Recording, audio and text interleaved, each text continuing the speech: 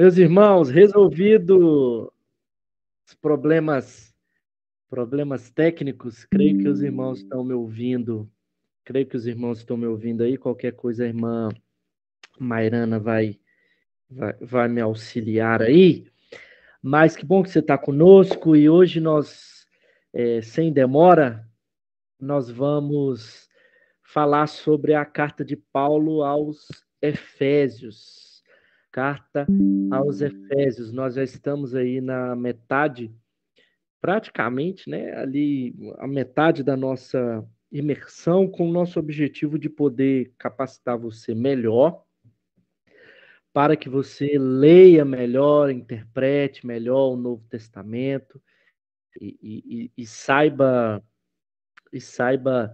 né, as nuances de cada carta. O Guilherme até está colocando ali, né? O áudio está muito bom, show de bola. Então, resolvemos a questão aí, Guilherme, e irmã Mairana, né? Irmã Mairana nos auxiliou e conseguimos retornar.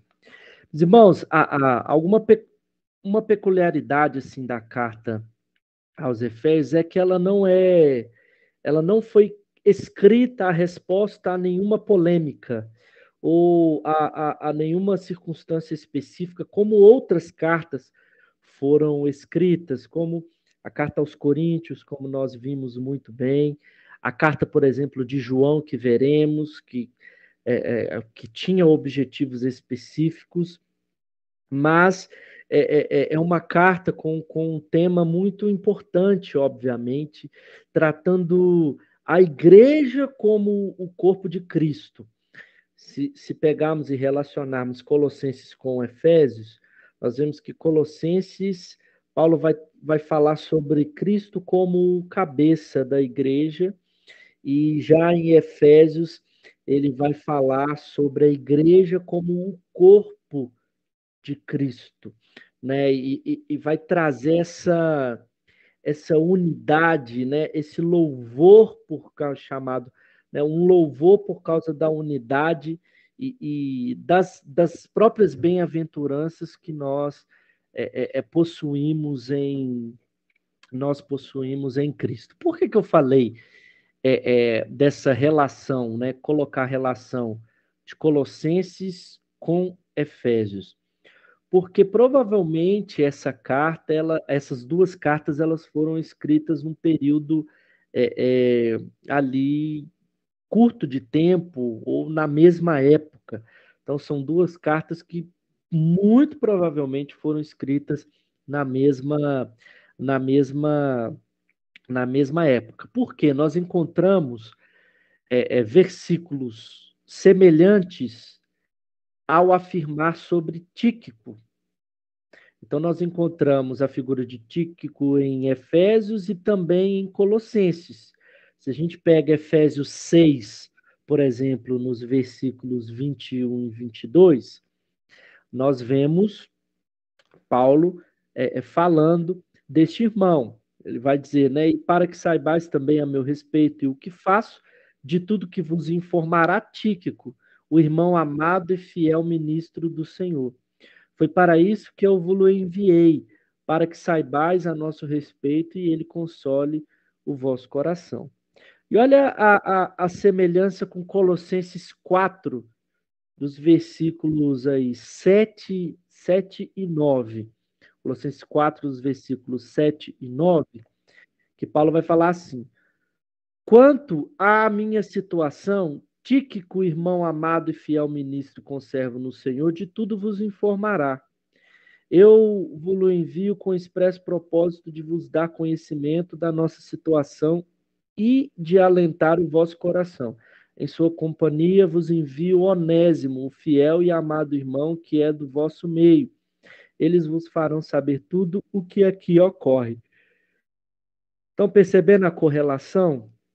Tíquico sendo enviado com a carta com a carta aos Efésios, com a carta aos aos Colossenses. Então, parece ser escrita essas duas cartas no, no, no mesmo período aí, o mesmo período de tempo. E nós estamos falando de uma carta escrita da prisão.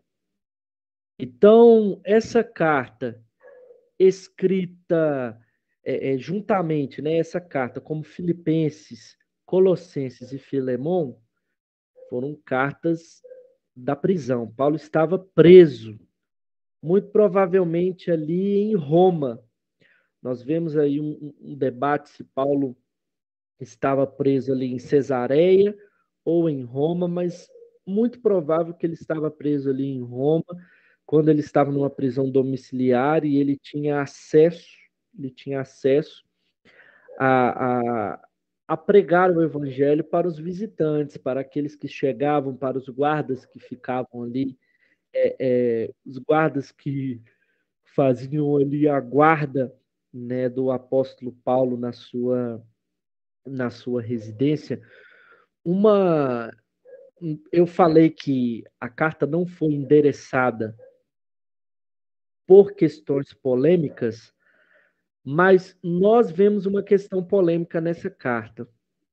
Porque há um grande debate entre os historiadores, os academicistas, né, os historiadores dedicados ao Novo Testamento, aos estudiosos dedicados ao texto bíblico, ao texto do Novo Testamento, a própria crítica, isso que a gente fala de baixa crítica e alta crítica, na academia, nós falamos daquelas pessoas que lidam com a veracidade do texto, com a transmissão do texto, com a preservação do texto, com a datação do texto. Então, há um grande debate se essa carta foi escrita para a igreja de Éfeso ou não. Por quê? Se eu vou até ler aqui o, o versículo 1 do capítulo 1 da carta aos Efésios, que vai nos dizer o seguinte. Paulo ele vai dar a saudação dele, obviamente, na carta, e ele vai dizer o seguinte: Paulo, apóstolo de Cristo Jesus, pela vontade de Deus, aos santos que vivem em Éfeso e são fiéis em Cristo Jesus. Qual que é o grande debate nesse sentido? Essa expressão em Éfeso, não se encontra na maioria dos mais antigos manuscritos. Então, se os irmãos acompanham a imersão bíblica desde o início, quando eu fui falar do cânon do Novo Testamento, eu expliquei um pouquinho a vocês dessa questão dos manuscritos, de como que se deu essa preservação do texto. Então, em nossas mãos, nós temos aqui em minhas mãos, eu estou com a palavra de Deus. Essa palavra de Deus copiada em um outro idioma. Há todo um processo de transmissão e preservação do texto sagrado. E os historiadores, aqueles que têm contato com as cópias, com os manuscritos, que são essas coleções de cópias, e obviamente elas têm datações diferentes, nos mais antigos nós não encontramos essa expressão em Éfeso. Então se levantou uma hipótese que essa carta, na verdade, não era endereçada aos crentes em Éfeso, mas era uma carta circular. O que significa isso? Era uma carta para circular entre as igrejas. Nós vemos um exemplo de cartas circulares, as cartas de Pedro, a carta aos Hebreus, a carta de Tiago, que não tinham um endereço fixo. Provavelmente as cartas de João também. Por isso são cartas de Pedro, cartas de João, carta de Tiago, tem-se essa diferença. Uma outra questão, um outro argumento a favor disso é um pouco o tom distante do apóstolo Paulo, dele falar no versículo 15, por exemplo, do capítulo 1. Quando ele vai iniciar a perícope ali da oração dele, ele vai dizer, né? Por isso também eu, tendo ouvido a respeito da fé que vocês têm no Senhor Jesus e do amor para com todos os santos, e aí ele vai dizer no versículo 16: não cesso de dar graças por vocês, mencionando-os na minha oração. Então, alguns vão pegar isso aí e interpretar que Paulo está falando numa pessoalidade ali, um tom impessoal, né? Ouvido a respeito. Paulo plantou a igreja em Éfeso, então, obviamente, ele conhecia aqueles irmãos. Então, há esses pontos aí, até em Efésios 3:2, quando ele fala, né, que vocês ouviram falar do meu ministério, eles colocam também. Há uma hipótese que essa carta, na verdade, ela seria endereçada à igreja de Laodiceia, aos cristãos em Laodiceia, porque nós encontramos no versículo 16 do capítulo 4 de Colossenses uma referência a uma carta que Paulo escreveu para Laodiceia. Então, alguns estudiosos defendem a hipótese de que essa carta de Laodiceia, que Paulo está falando em Colossenses 4, seria essa carta que é como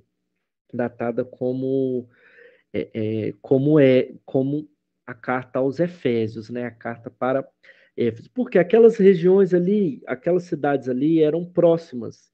Vamos supor, Itaúna, Divinópolis, Itaúna, Itapecerica. Essas três cidades elas eram próximas uma das outras. Outra a questão defendida por ser essa carta perdida aí de Laodiceia é que houve-se uma troca para o nome Laodiceia para os Efésios depois da redação de Apocalipse, onde João fala a visão de Deus e a resposta de Deus à igreja de Laodiceia, né? Você não é fria nem quente, você é morna, e eu estou a vomitar, a ponto de vomitar você da minha boca. Isso fez os copistas ficarem envergonhados, e aí trocar o termo Laodiceia pelo termo Éfeso. Mas, meus irmãos, eu tenho razões muito, muito concisas para que essa hipótese aí não seja uma hipótese ali muito validada. Obviamente, eu teria ali que fazer um estudo somente sobre essa questão, de 1 hora, 2 horas, para a gente poder colocar no papel, olhar o original, comparar cópias. Obviamente, o tempo que nós não temos e um debate que fica na questão acadêmica, mas os irmãos podem ter certeza que a, a, a, nós temos aqui tanto uma carta circular quanto uma carta endereçada a Éfeso. Então, Paulo prega para esses irmãos, envia uma carta para esses irmãos, mas com o desejo que essa carta fosse circular entre as igrejas. Isso não é nenhum problema, pois vimos na aula do cânon que um dos critérios para o cânon era a circulação geral das cartas. A carta de Paulo para os filipenses não ficou somente na igreja dos filipenses, mas foram rodando para as igrejas, cópias foram produzidas e foram sendo distribuídas para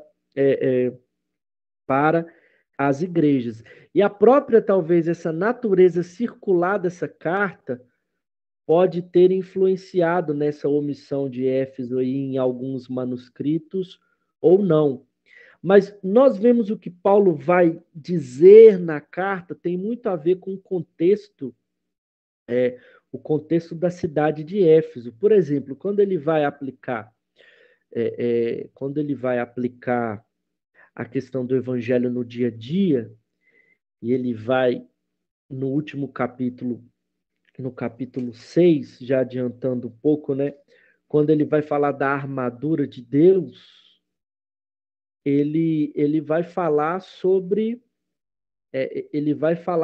essa batalha espiritual, coisa que ele não fala muito nas outras cartas. Por que que ele fala de batalha espiritual nessa carta? Porque Éfeso era uma cidade muito mística. Havia ali muita feitiçaria, havia ali muita magia.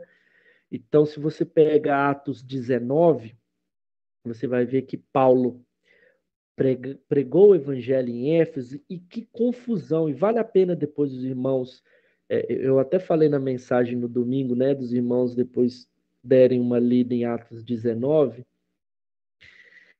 para os irmãos verem como foi a dificuldade de Paulo em Éfeso.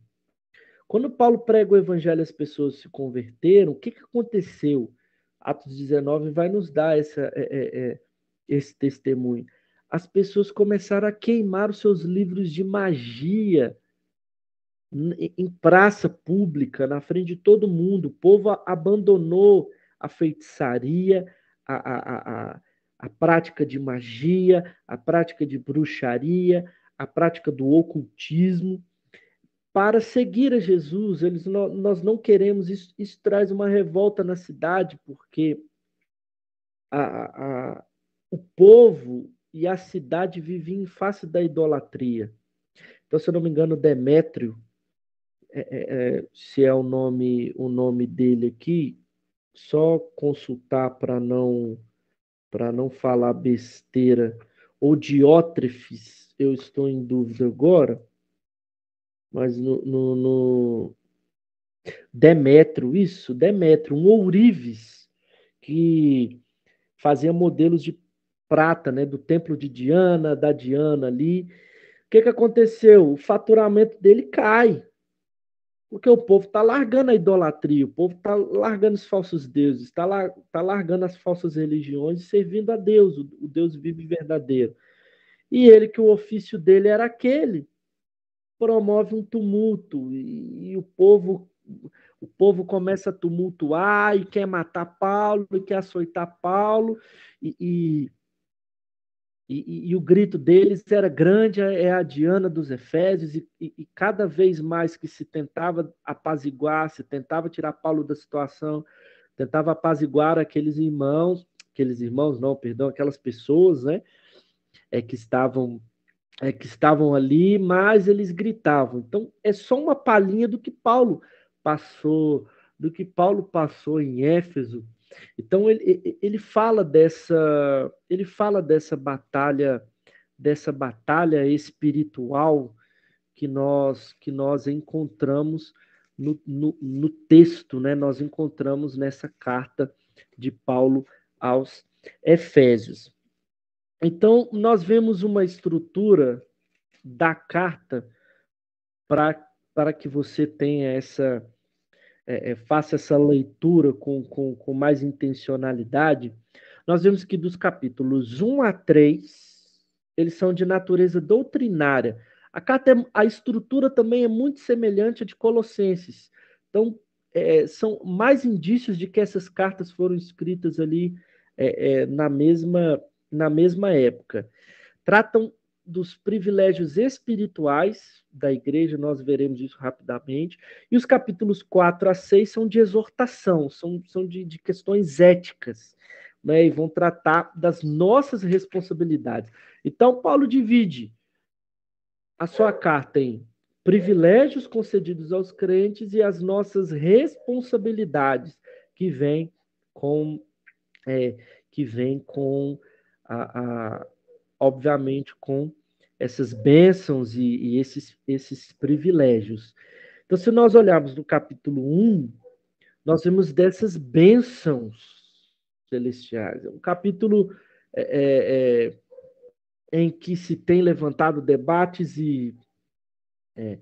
Debates e mais debates sobre ele na questão da eleição.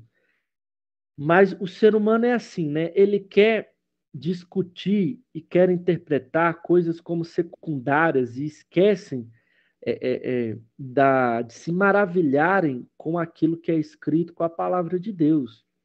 Paulo vai dizer para aqueles irmãos, né, primeiro numa espécie de doxologia, o que é isso? Adoração a Deus, né? Ele vai dizer no versículo 3, bendito seja o Pai de nosso Senhor Jesus Cristo. E aí ele fala, esse Deus é bendito, Pai de nosso Senhor Jesus Cristo, que nos abençoou com todas as bênçãos espirituais nas regiões celestiais. Ele vai tratar da união com Cristo aqui. Ele vai falar de como nós, os crentes em Jesus, aqueles que entregaram sua vida a Jesus, como que eles são unidos a Cristo. Eu tenho falado muito isso nas minhas exposições sobre a ressurreição, porque é uma doutrina muito importante. Nós, né, a união do crente com Cristo vai envolver isso. A participação nossa na exaltação de Cristo, tanto na morte, como no sepultamento e na ressurreição e na glorificação. Então, não é que nós temos só os sofrimentos de Cristo, nós somos participantes nos sofrimentos de Cristo, mas nós fomos participantes da morte, do sepultamento, da ressurreição. E essas bênçãos que são de Cristo, por estarmos unidos a Cristo, são entregues a nós, são dadas a nós. Nós somos abençoados com todas as bênçãos espirituais nas regiões celestiais. Ou seja, tudo que aquilo que está em glória, que está no trono de Cristo ali, que está em volta, toda essa bênção, isso é ofertado a nós já hoje. Isso é maravilhoso. Nós temos no Evangelho de Jesus a preciosidade, a glória de Deus, ofertada a nós, esse derramar da glória de Deus. Isso é maravilhoso, porque Paulo vai tratar nesse capítulo da trindade, de como que a trindade ela derrama essas bênçãos espirituais na nossa vida. Primeiro, o Pai. O Pai, ele escolhe os crentes. Aí nós vemos a preciosa doutrina da eleição e difícil de lidar a doutrina da eleição, que tem muitas ramificações que vão discordar entre si e outras que vão concordar entre si. Mas o fato que Paulo está falando aqui é que nós somos abençoados com essas bênçãos espirituais e antes da fundação do mundo, Deus nos escolheu nele. Então, Deus nos escolhe. O Pai é quem escolhe. Nós vemos, né? O João fala, né? Nós não escolhemos ao Senhor, Ele nos escolheu, Ele nos amou primeiro. Isso é precioso, porque o Pai nos escolhe, nos elege.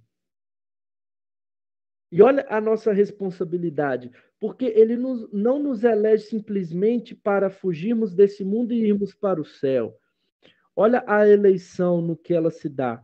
Para sermos santos e irrepreensíveis diante dele. Em amor nos predestinou para ele, para sermos adotados como seus filhos por meio de Jesus Cristo, segundo o propósito da sua vontade. Meus irmãos, isso é lindo demais. Deus nos projetou na eternidade. Deus nos moldou na eternidade. Deus já nos salvou na eternidade. Projetou a sua vida. Projetou que você iria encontrar uma igreja. Te colocou numa família. Te escolheu. Moldou seu coração. Trouxe a salvação a você. Isso é maravilhoso. No versículo 6, o objetivo da eleição, a palavra vai nos dizer, para louvor da glória de sua graça, que ele nos concedeu gratuitamente no amado. Olha aí, A eleição do Pai. E o Filho, o que que faz? O Filho nos redime. No verso 7, nele temos a redenção pelo seu sangue, a remissão dos pecados segundo a riqueza da sua graça. A redenção aí é, é uma palavra usada para a libertação de escravos. O escravo que era alforriado, ele era redimido. Ele saía da sua condição de escravidão. Era a nossa condição de escravidão, fomos redimidos pelo Filho, por Jesus Cristo. E o Espírito Santo? O que que o Espírito Santo faz? Ele sela isso. O Pai elege, o Filho redime, o Espírito Santo sela. Olha nos versos 13 e nos versos 13 e 14.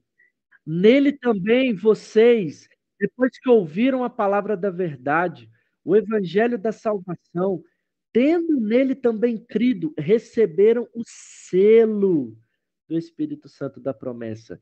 O Espírito é o penhor da nossa herança até o resgate da sua propriedade, louvor da sua glória. Por isso que nós não acreditamos em perda da salvação, porque somos selados pelo Espírito Santo. Ó, você está aqui. Jesus te redimiu. Você está na mão de Jesus.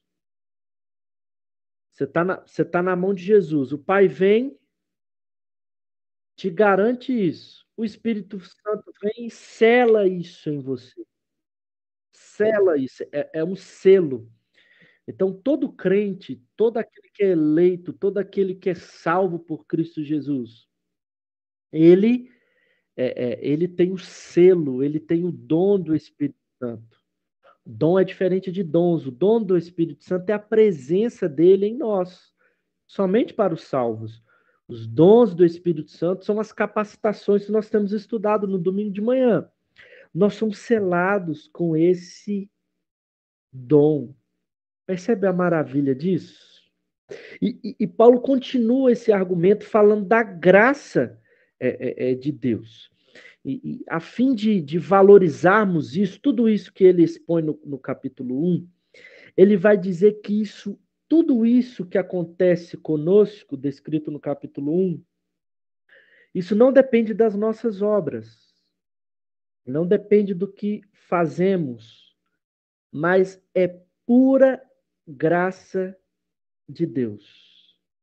E ele vai colocar ali nos versículos 1 e 2, ele vai dizer, olha, ele nos deu vida quando vocês estavam mortos em suas transgressões e pecados. A nossa condição, sem Deus, mortos nos nossos pecados, nos quais vocês andaram, né, no outro tempo, segundo o príncipe da potestade do ar.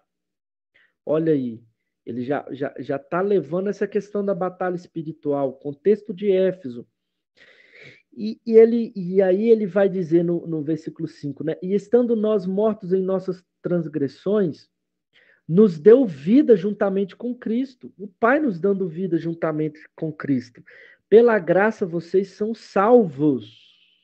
No verso 6, e juntamente com ele nos ressuscitou e nos fez assentar nas regiões celestiais em Cristo Jesus. Olha a união com Cristo aí. Nos ressuscitou, já nos fez assentar. Já é algo para nós que é bem real hoje. Já é real hoje essas bênçãos espirituais. E aí ele fala nos versículos 8 a 10, um dos meus versículos preferidos, que é essa dinâmica da eleição, da salvação, da graça de Deus, do selo do Espírito Santo. Tudo isso ele condensa nesses versículos da graça de Deus. Olha o que ele vai dizer: porque pela graça vocês são salvos mediante a fé. E isso não vem de vocês, é dom de Deus. Isso é maravilhoso. Ele está falando: olha, não tem obra que vai fazer Deus ser propício a você ou não. É pela graça. A fé que você tem é dom de Deus. O isto, no grego, corresponde a sentenças plurais, ou seja, não a uma sentença só, mas a todas as sentenças da oração até ali. Então, ele não está falando que a graça somente, alguns comentam isso, né? Que esse isto não vem de vocês, é dom de Deus, está falando somente a graça. Mas no grego ali, no grego, a palavra não é possível ter uma sentença só. A palavra ela abrange todas as sentenças anteriores na oração. Quais são essas todas as sentenças? Pela graça vocês são salvos mediante o quê? A fé. Então, graça e fé, Paulo está dizendo aqui, que essas duas coisas não vêm de nós, é dom de Deus. Deus nos dá até a fé para crer nele. Deus intervém com a graça em nós e nos dá a fé para crer nele. Não é por nosso esforço. Aí ele vai falar no versículo 9: não de obras, para que ninguém se glorie. Ou seja, a sua salvação não vem por você, vem de Deus. A fé que você tem é de Deus. Quando você fala assim, eu fui salvo, eu me converti ao Senhor, você não está falando isso por glória sua, porque isso é dom de Deus. Isso foi o que Deus fez na sua vida. Deus te chamou, Deus te elegeu, Deus te chamou, Deus te fez esse chamado especial. Você aceita isso, você responde isso em fé, e no final você vê que na equação tudo é Deus ali agindo. E aí você pensa assim, tá bom, pastor, tudo é de Deus. Então, se não é por obras, então eu recebi isso, essa graça, então eu não vou fazer nada. Então é isso aí, eu fui salvo e que legal, eu fui salvo, que bacana. Então eu continuo do mesmo jeito. Então eu continuo com a minha mesma vida, porque eu fui eleito, eu fui salvo, eu fui chamado para a salvação. Então, não é por minhas obras, então eu não preciso praticar obras, eu não preciso fazer nada na igreja, eu não preciso ser fiel, eu não preciso viver em comunidade. Não, o evangelho é completo, meus irmãos. Olha, Paulo não deixa essa margem de dúvida. Paulo fala isso em Romanos também. Paulo vai dizer, pois somos feitura dele, somos criação dele, criados. E aí ele vai dizer, criados em Cristo Jesus para as boas obras. Lembra no capítulo 1, que ele fala, nos predestinou para, o 4, né? Nos escolheu nele para sermos santos e irrepreensíveis. Diante dele, nos predestinou para sermos adotados como seus filhos por meio de Jesus Cristo. As próprias obras Deus preparou de antemão para que andássemos nela. Então, Deus só não preparou a sua salvação, não, somente.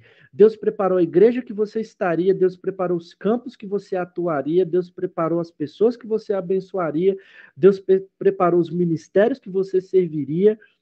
Deus preparou uma vida cristã para que você sirva e gaste-se aos pés do Salvador e faça. Nós fomos salvos para as boas obras. Nós não somos salvos pelas boas obras, nós somos salvos para. Somos salvos para fazer algo. Então, quem diz assim, eu fui salvo e eu não faço nada, eu fui salvo e acabou, isso não é uma fala, não é um comportamento, não é um desejo, não é um coração de uma pessoa salva.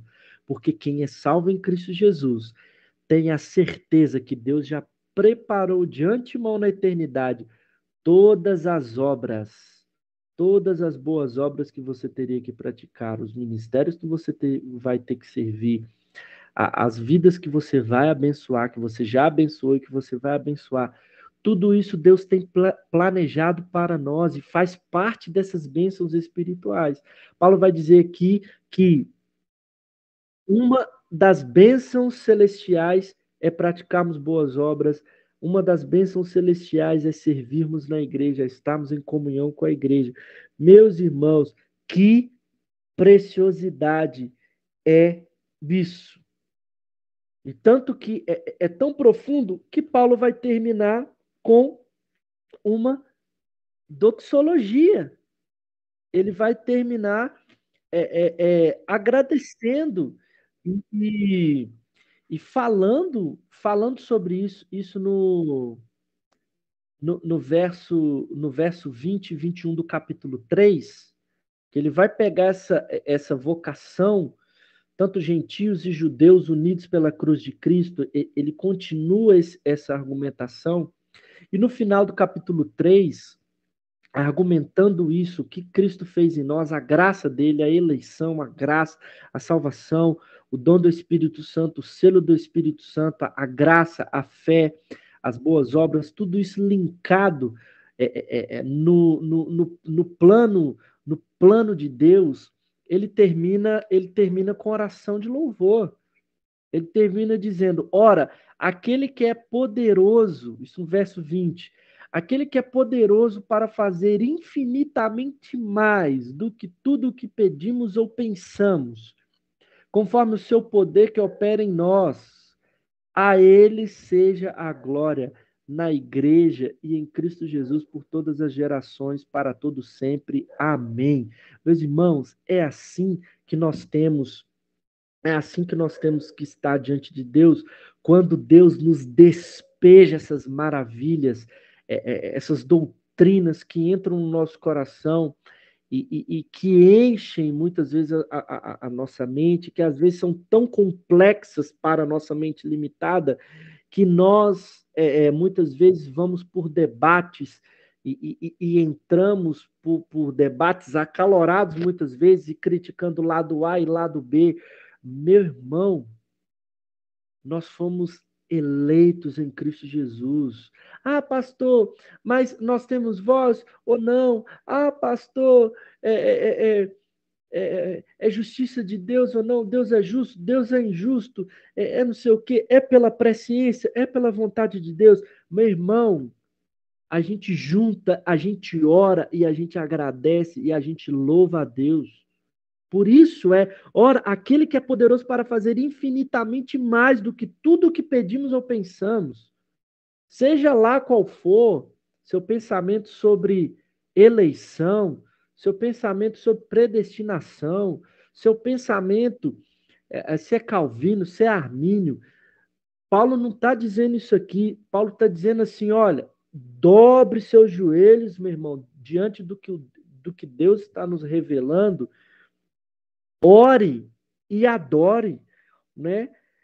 Conforme o seu poder que opera em nós, a ele seja a glória na igreja e em Cristo Jesus por todas as gerações, para todos sempre. Amém. Meu irmão, você chegar no meu gabinete e falou: pastor, eu estou com dúvida nisso, e predestinação e eleição.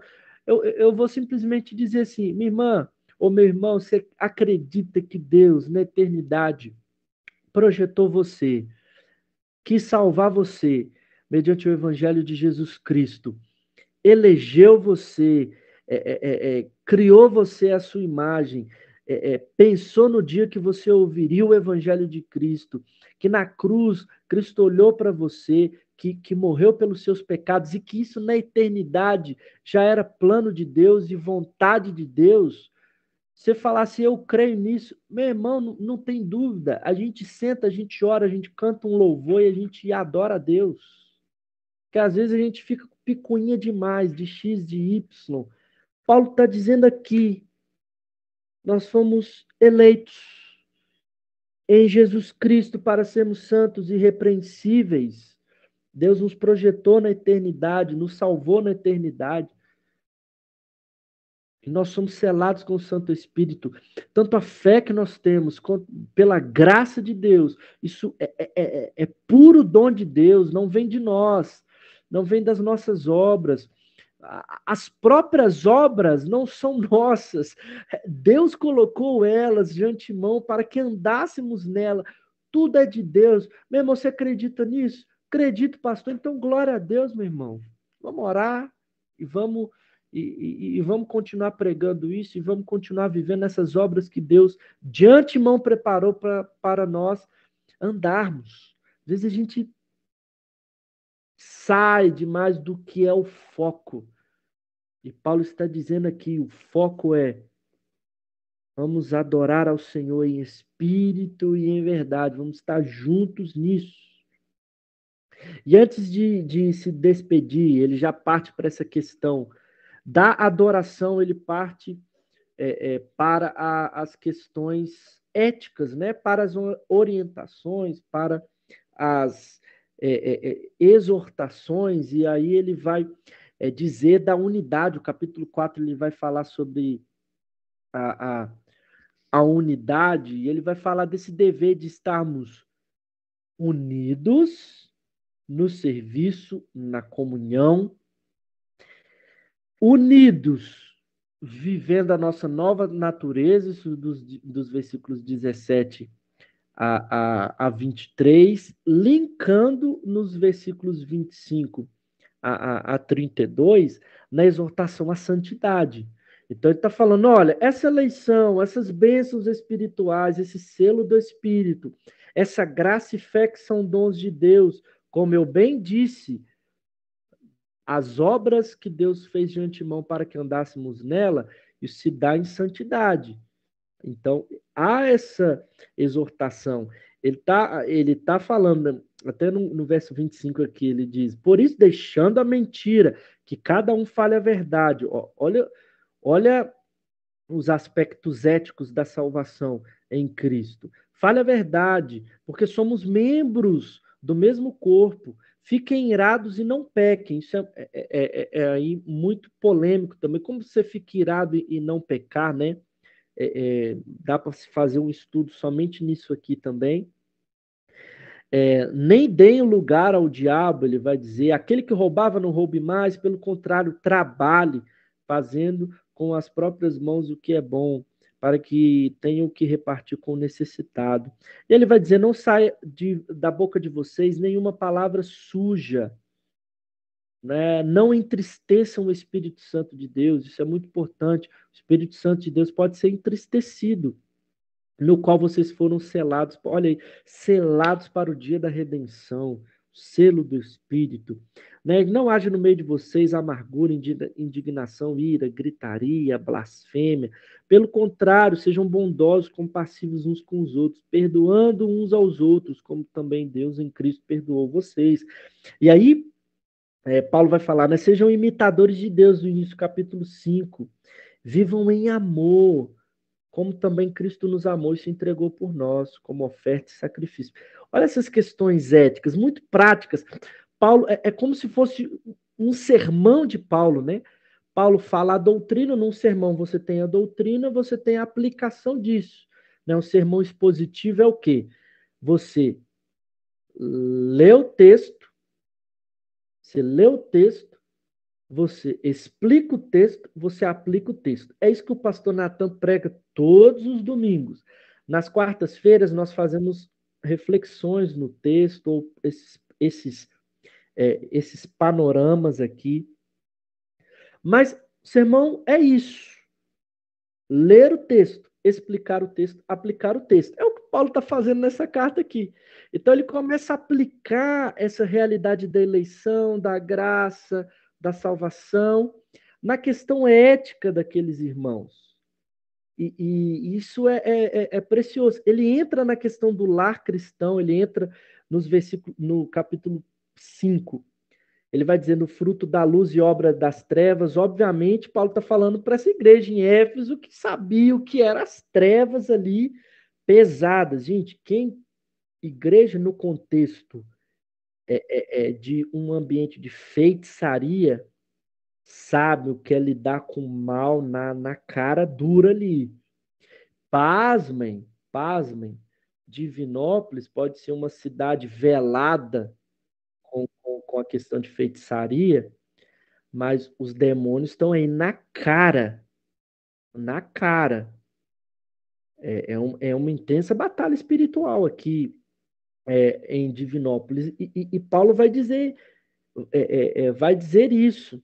No versículo 11 do capítulo 5, por exemplo, ele vai dizer: e não sejam cúmplices nas obras infrutíferas das trevas. Pelo contrário, tratem de reprová-las. Por que o pastor enche tanta paciência às vezes no culto? É uma expressão que eu falo, né? Para você tomar jeito na sua vida. isso aqui, ó. Ó, reprovem as obras infrutíferas das trevas.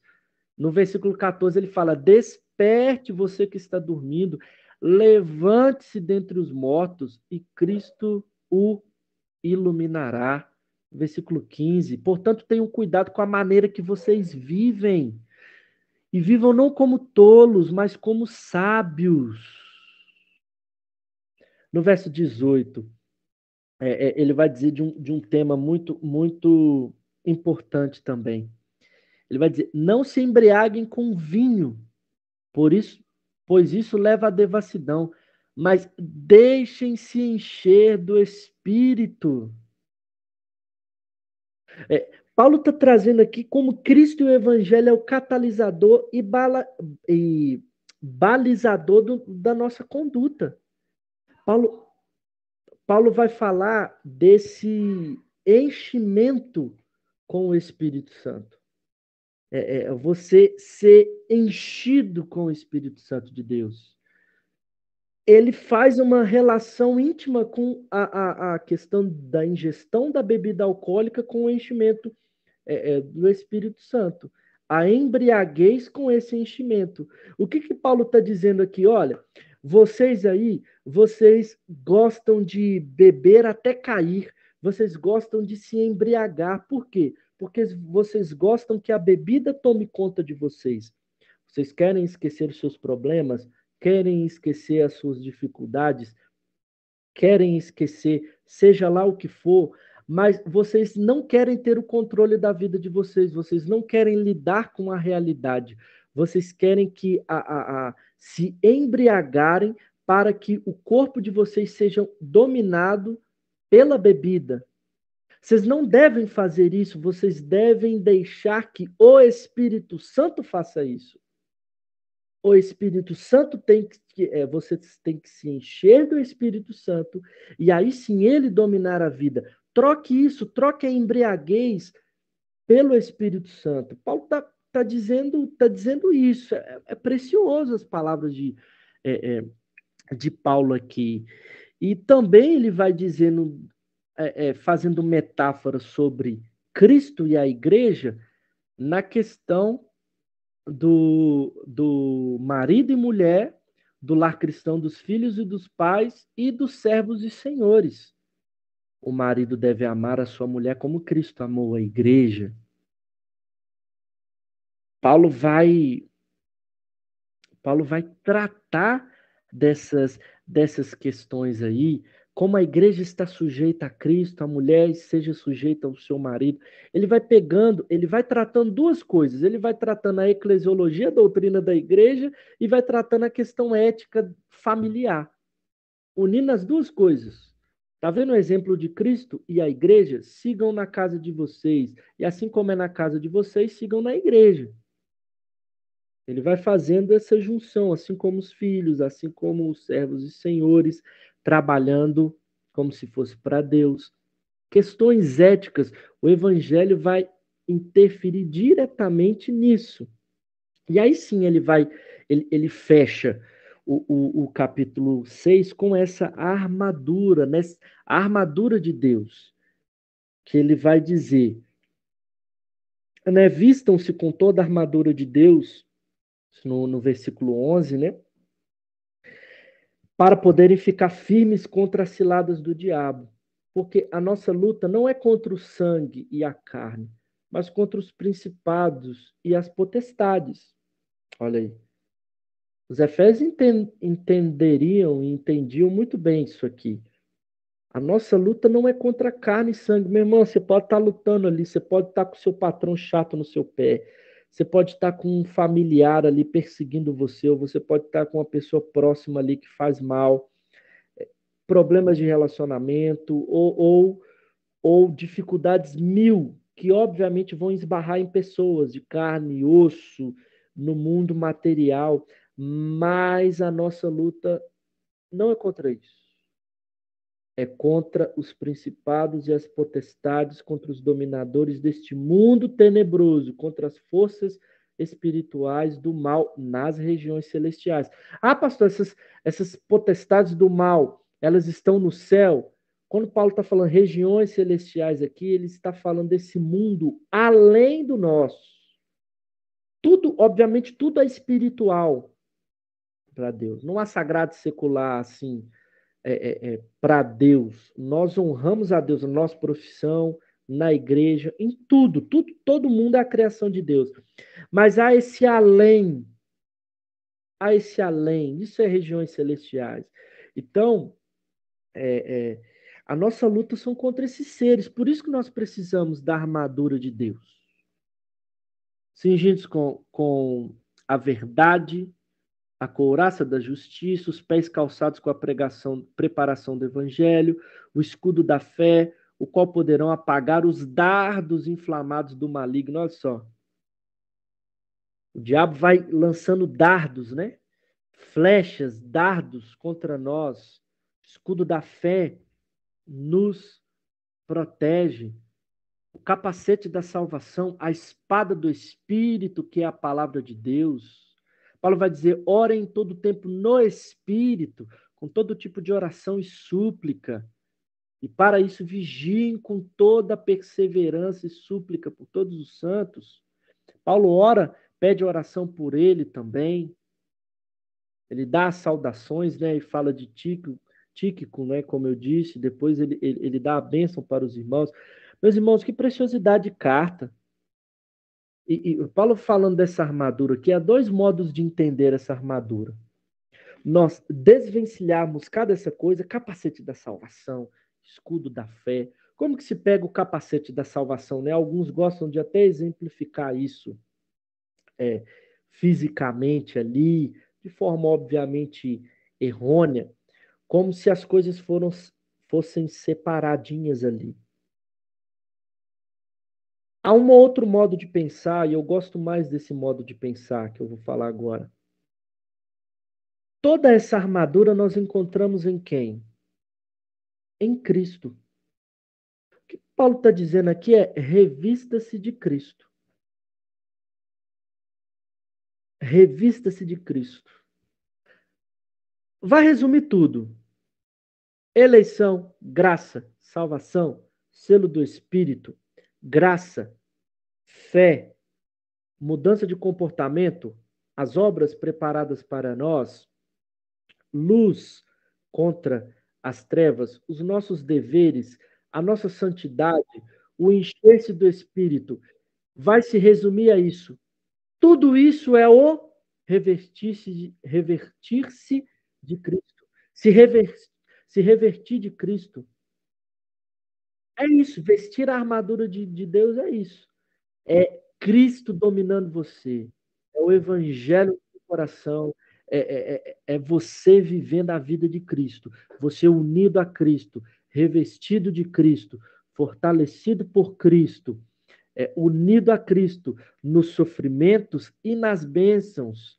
Está passando por dificuldade, meu irmão? Leia o capítulo 1 de Efésios e diz: Deus já me abençoou com todas as bênçãos espirituais nas regiões celestiais.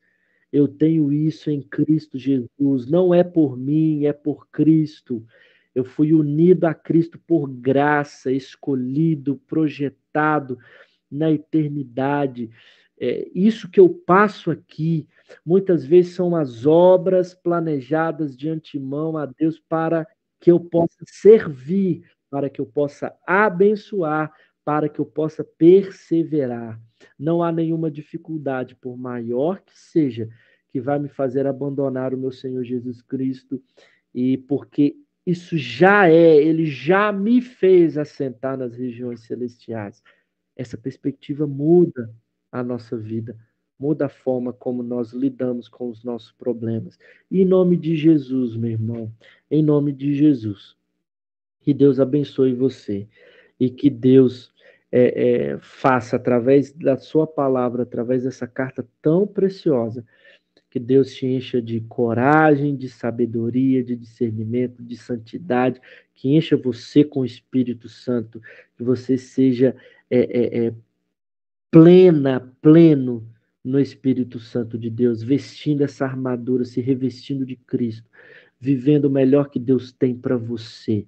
experiências com Ele, vivência com Ele. Deus assim te abençoe, meu irmão, e nós vamos orar ao Senhor. Orar agradecendo a você que ficou até agora, encerrando essa imersão e deixando o convite para você estar conosco no domingo.